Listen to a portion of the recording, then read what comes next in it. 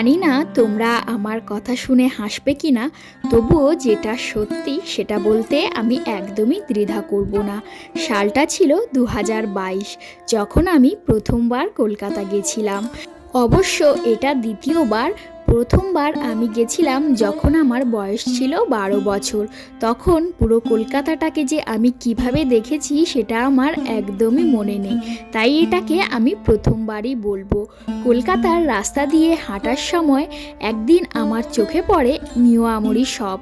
হঠাৎ কৌতূহলী হয়ে দিদিকে জিজ্ঞেস করলাম যে এটা কিসের দোকান। তখন দিদি আমায় বলেছিল এটা একটা মিওয়ামরি পেস্ট্রির দোকান। সেখান থেকে আমাকে দিদি বেশ কয়েকটা ফ্লেভারের মিওয়ামরির কেকও খাইয়েছিল। তবে থেকে আমার এই কেকগুলো এতটাই ভালো লাগে, যখনই আমি কলকাতায় যেতাম তখনই প্রায়শই বিভিন্ন ফ্লেভারের এই মিওয়ামরি কেকগুলো আমি টেস্ট করে দেখতাম। যেহেতু আমি ছোটবেলা থেকেই গ্রামে জন্ম হয়েছি আর আমার বিয়েটাও গ্রামেই হয়েছে, তাই এরকম শহরের খাবার দাবার আমাদের গ্রামে এত তাড়াতাড়ি আসেনি। তবে এখন কিন্তু আমাদের গ্রামে ওই মিওয়ামরির কেকটা পাওয়া যায়, যেটা অর্ডার করলে আসে।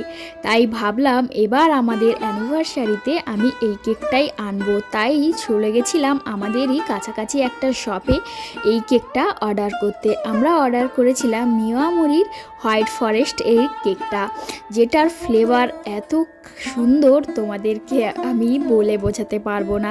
যেটা আমি প্রথমবারই খেয়েছিলাম আমার ভাইয়ের জন্মদিনে। আমরা এই ফ্লেভারেরই কেক এনেছিলাম, যেটা আমার পরিবারের সবাইকে খাইয়ে এতটা সুনাম পেয়েছিলাম এই কেকের সম্পর্কে, সেটা তোমাদেরকে বলেই বোঝাতে পারবো না।